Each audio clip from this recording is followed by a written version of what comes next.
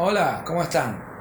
Les doy la bienvenida a este video del seminario sobre construcción de identidad, que es el último video o la última clase sobre la identidad en la filosofía. Es decir, con esto vamos a terminar la sistematización de la problemática de la identidad en la filosofía, lo cual no significa que dejemos de plantearnos cuestiones filosóficas, como van a ver que vamos a seguirnos planteando a lo largo de este curso.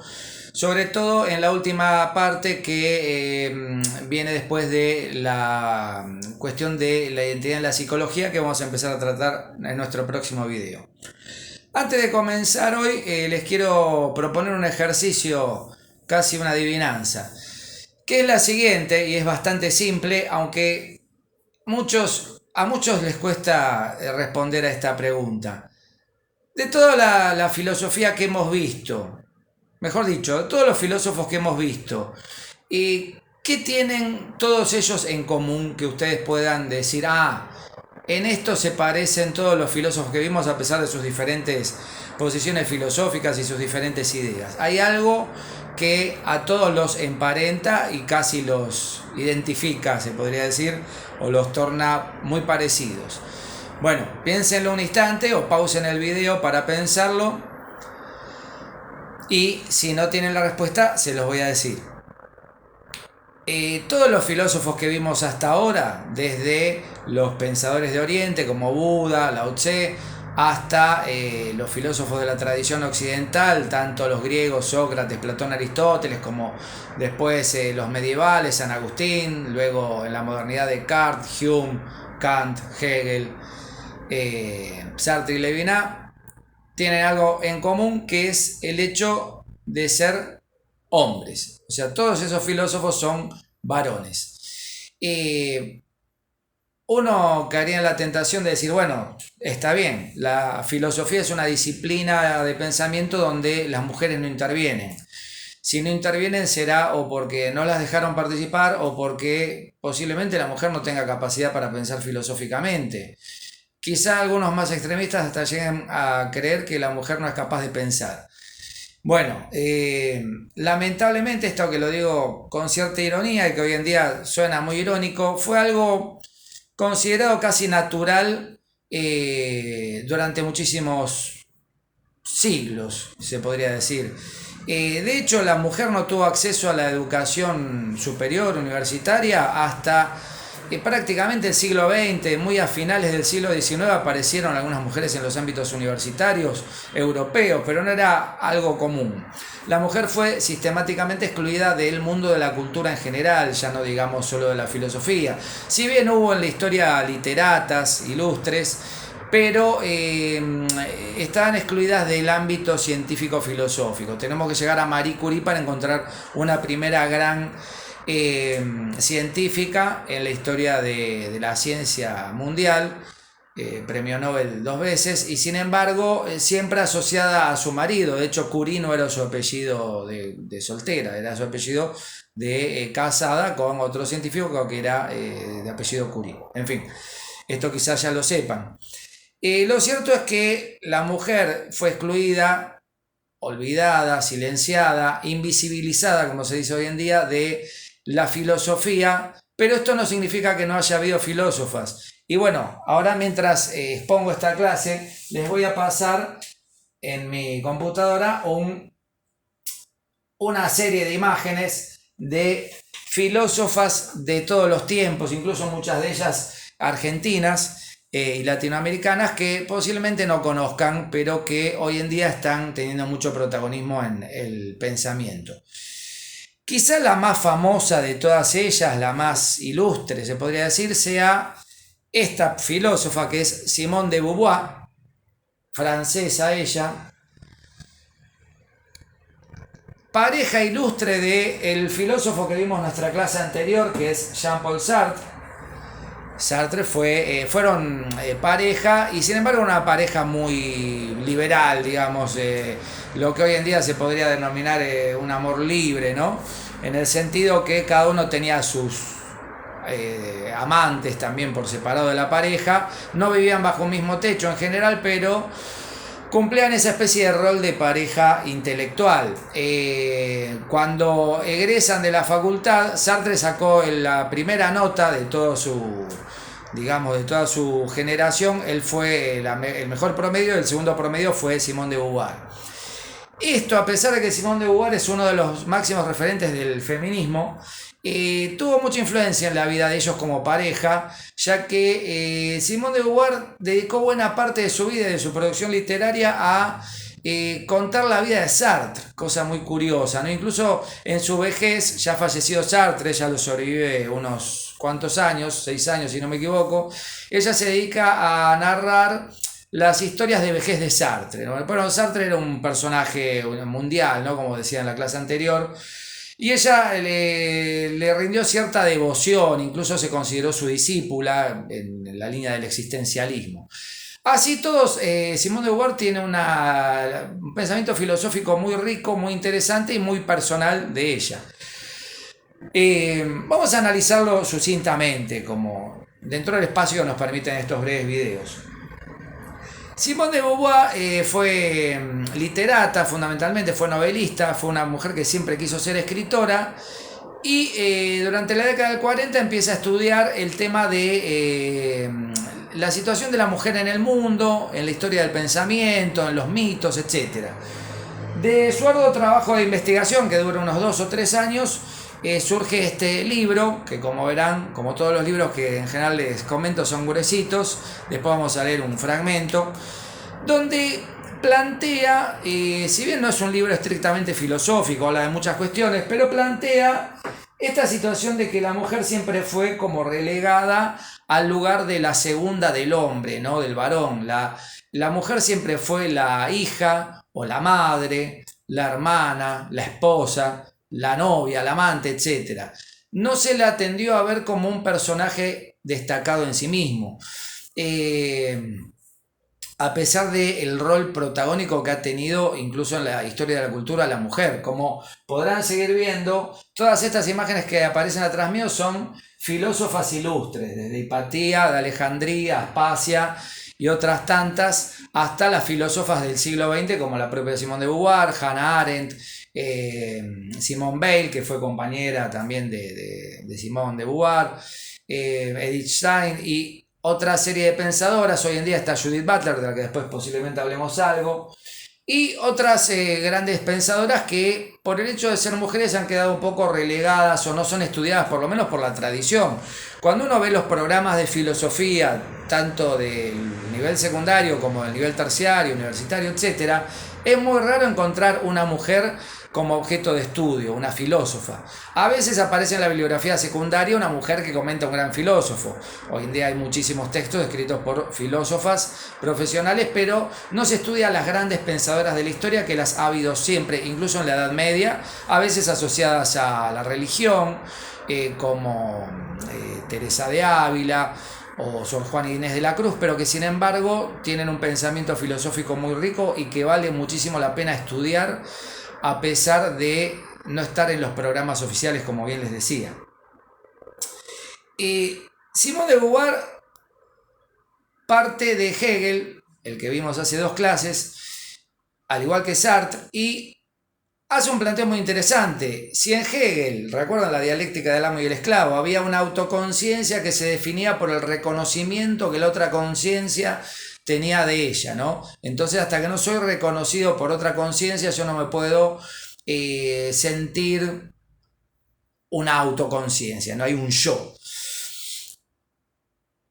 Para Simone de Beauvoir, la mujer siempre estuvo a lo largo de la historia de la humanidad en ese lugar de el otro del yo, es decir, el no yo. La mujer siempre fue un otro, o la otra, se podría decir, en el sentido que no fue considerada como un ser reconocido, no se la reconoció en su humanidad. Incluso hasta bien entrada la Edad Media, todavía Tomás de Aquino se plantea en algún momento si la mujer posee un alma. A ese nivel estamos hablando. En el mundo griego ni hablemos, ¿no? En el mundo griego la mujer desde ya no tenía derechos de ciudadanía, pero era considerada casi un subhumano. Tenía que quedarse en la casa, no podía andar sola por la calle, todo podía ser mal interpretado o mal visto. Hipatia de Alejandría, que fue la primera gran filósofa de la historia, o al menos la que hasta el día de hoy reconocemos, en parte también porque hay una película que se hizo sobre ella, que se llama Ágora, que es muy recomendable. Hipatia de Alejandría fue lapidada en vida, fue mutilada con losas y se la mató por fanáticos cristianos que no podían aceptar que una mujer se dedicara a la ciencia. Y así podemos citar innumerables hechos. De hecho, en este canal yo estoy haciendo una serie que trata sobre filósofas mujeres, que la pueden también aprovechar si quieren ocuparse de ese tema con detalle. Hoy vamos a ver el tema muy por arriba.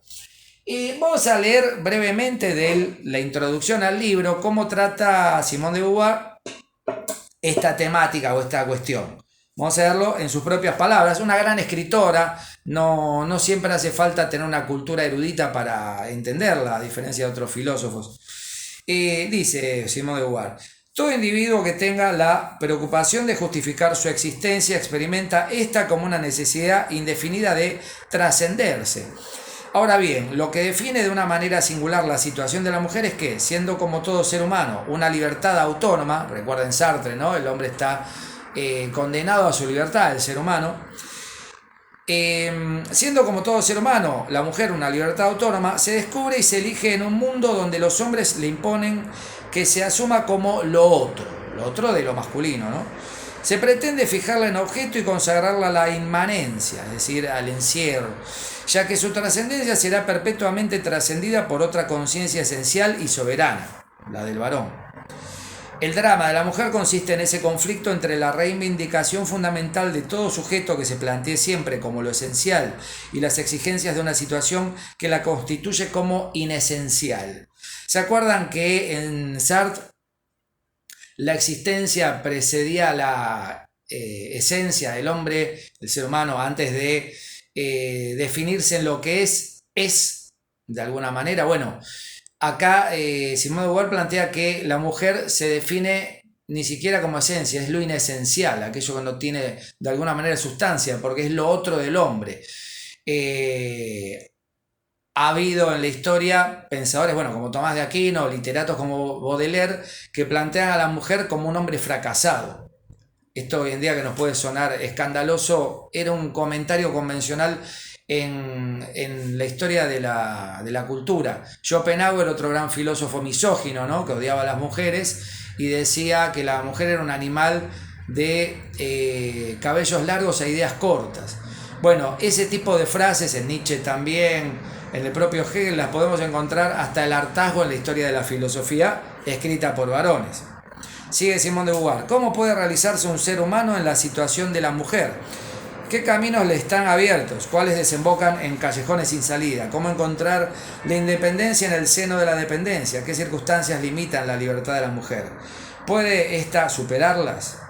Bueno, estas son de alguna manera las cuestiones que va a tratar Simone de Beauvoir en este extenso e interesantísimo libro que es El segundo sexo. Creo que no les había nombrado el libro. Bueno, El segundo sexo de Simone de Beauvoir. La mujer es lo otro del hombre. Eso es algo que está casi como instituido en la historia de la cultura. Simone de Beauvoir va a intentar plantear las cosas de otra manera. De hecho, se la considera un referente del feminismo por eso. Ella está entre la primera ola, o la llamada primera ola del feminismo, que tiene que ver con los movimientos sufragistas del siglo XIX fundamentalmente, que partían de Mary Wollstonecraft, la madre de Mary Shelley, la autora de Frankenstein, que se podría decir que es la abuela de Frankenstein en algún sentido. Mary Wollstonecraft escribió la Vindicación de los Derechos de la Mujer, que fue un poco la base de la crítica al pensamiento iluminista de que tenía que haber derechos del hombre, pero los derechos de la mujer no tenían importancia. Ella plantea los derechos de la mujer en la época de la Revolución Francesa, y esto tiene una gran influencia en el siglo XIX con el movimiento de las sufragistas. Les recomiendo también la película Las Sufragistas, donde actúa Meryl Streep, una gran película que habla de esta época. Bueno, el movimiento sufragista luchaba por el voto femenino, que en la Argentina se consiguió recién en 1949, si no me equivoco, en Francia recién en 1945, en Estados Unidos en 1920, es decir, hasta el siglo XX la mujer no votaba, no era un sujeto con derechos políticos, prácticamente de ninguna especie. Después viene la segunda ola de feminismo, que está un poco propiciada por el pensamiento de Simone de Beauvoir, y después hasta se habla de una tercera ola de feminismo que da un paso más adelante. La segunda ola del feminismo, que es la que tiene la influencia de Simone de Beauvoir, busca que la mujer, aparte de tener derechos cívicos, tenga derechos como ser humano, es decir, que se la reconozca en su perfecta, plena y absoluta humanidad en paralelo con el hombre. Y después, bueno, otro montón de reivindicaciones que sería muy extenso a lo mejor detallar acá, pero posiblemente lo tratemos en futuros videos. Hay una pensadora que va a aparecer en algún momento acá, que es contemporánea, está viva todavía, norteamericana ella, que se llama Judith Butler. Este libro de Simone de Beauvoir, El segundo sexo, es de 1949. Judith Butler publica recién en 1990 un libro que también ya es ilustre, que se llama El género en disputa. Bueno, Judith Butler, partiendo también de Hegel en algún momento, su primer libro es un estudio sobre Hegel, después va a analizar muchos filósofos, va a pasar por Derrida, el padre del deconstruccionismo, por Marx, por Lacan, en fin, por un montón por el psicoanálisis, un poco en función de Lacan, por un montón de pensadores. También va a partir de alguna manera de Simone de Beauvoir, y Judith Butler lo que va a plantear es lo que se llama la performatividad de género. Va un poco más allá de Simone de Beauvoir, que decía, es otra frase ilustre de este libro, la mujer no nace sino que se hace, o de alguna, por decirlo de un modo más complejo, ser mujer es un constructo social, es decir, no solamente es una cuestión de el sexo biológico con el que uno nace, ser mujer o ser varón, sino que tiene que ver con una construcción social. No se nace mujer, se llega a serlo. Se llega a ser puesta en ese lugar de la mujer, como la otra del hombre, como la oprimida, como la obediente, etcétera, etcétera, ¿no? Y todos los estereotipos sociales que podemos asociar a eso, desde el color de la ropita de los bebés, celeste para los nenes, rosa para las nenas, no te vayas a equivocar con el color de la ropita que le regalás, y hasta el hecho de que lleven el pelo largo o corto. Hasta hace un tiempo una mujer con el pelo corto era algo un poco escandaloso de ver, y en una época también era escandaloso ver un hombre con los pelos largos, a pesar de que en la época de la Ilustración usaban pelucas los hombres que les llegaban a la cintura, en fin. Son modas eso, si se quiere, pero hay otros factores más importantes que sí tienen que ver con este lugar de la mujer puesta en el lugar de lo relegado, ¿no? De lo secundario, por eso el segundo sexo. Hay un primer sexo que de alguna manera eclipsa a este segundo sexo. Recordarán o conocerán la famosa frase, detrás de todo gran hombre hay una gran mujer.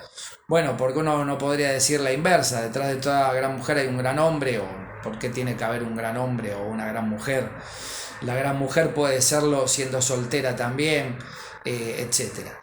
Bueno, Judith Butler dice que no solo hay una construcción social del sexo, que esto sería el género, sino de todo lo que tiene que ver con la subjetividad. De alguna manera ella se pone en contra de cualquier esquema que pretenda darle un carácter sustancial o consolidado a un sujeto en relación al género, aunque después lo va a ampliar a una esfera más extensa, pero de la reflexión en cuanto a la identidad. De alguna manera Judith Butler quiere deconstruir el género, así como Derrida, el filósofo francés Jacques Derrida, que ella de alguna manera sigue en sus principales elaboraciones, había planteado la deconstrucción del pensamiento occidental, de la filosofía, un poco también como lo había hecho Heidegger, filósofo alemán, un tiempo antes. Tiene una base importante en Nietzsche, filósofo que no vimos, Friedrich Nietzsche, filósofo alemán del siglo XIX, que aporta un poco las bases de la deconstrucción en el sentido de un pensamiento que busca desustancializar al sujeto. No hay nada allí donde hablamos de sujeto o de yo que tenga un carácter absolutamente petrificado, consolidado, imposible de modificar. Ahí se juega de vuelta la libertad humana, ¿no? De la que hablaba Sartre. Se es libre incluso de elegir el propio género o el propio sexo, sobre todo en esta época que permite, por medio de ciertos avances científicos, cambiar el sexo. Bueno, un tema que da lugar a todo tipo de debates y que es muy polémico incluso hoy en día. Hay quienes están a favor de estas posiciones, quienes están completamente en contra. En general se acusa de progresistas en un sentido negativo a quienes defienden estas ideas, pero lo cierto es que la discusión está planteada, el problema traspasa la sociedad actual y es un tema que vale la pena problematizar, ¿no? En relación a la identidad también. Yo creo que para cerrar un poco esto de la identidad en la filosofía, podríamos definir por fin la filosofía como aquella disciplina cuya función es más hacerse preguntas o plantear problemas que buscar respuestas o consolidar soluciones, se podría decir. La filosofía siempre va a estar dentro de este campo de lo problemático. Cuando alguien venga y nos diga, no, esta es la verdad, esto es lo que hay que creer, bueno, posiblemente les estén hablando de religión, donde hay verdades absolutas, que tampoco tienen por qué haberlas en un sentido pleno, ¿no? Se puede también problematizar la religión, o se puede hablar de una cierta dogmática política, ¿no? Estas son las ideas de nuestro partido y si no crees en ello, afiliate a otro partido o lo que sea. Pero en filosofía todo es problematizable. Eso no quita que no haya filósofos y filósofas que de alguna manera adhieran a ciertas corrientes y las tomen como un dogma y no quieran dejar nada de eso fuera de su control, ¿no? En el sentido que quieran tener una verdad preestablecida y adherir a ella, entonces se van a definir como tomistas, como kantianos, como hegelianos, como marxistas, etcétera, etcétera. Bueno, lo que buscan estos últimos filósofos que hablábamos, sobre todo Judith Butler, es de alguna manera romper con ese esquema de lo dogmático, ¿no? Ya Kant se había puesto en contra del dogma, a pesar de que él de alguna manera también había creado un dogma, pero Judith Butler todo es problematizado casi hasta sus últimas consecuencias, lo cual la torna una pensadora muy interesante y que vale la pena estudiar. A partir de nuestra próxima clase, en nuestro próximo video, vamos a trabajar la identidad en la historia de la psicología y vamos a ir viendo a lo largo de las distintas escuelas de psicología, fundamentalmente del psicoanálisis, cómo se plantea el problema de la identidad ya desde una perspectiva que podríamos llamar científica, aunque es un problema en sí mismo si la psicología es o no es una ciencia. Gracias como siempre por seguir estos videos y nos vemos en un próximo encuentro.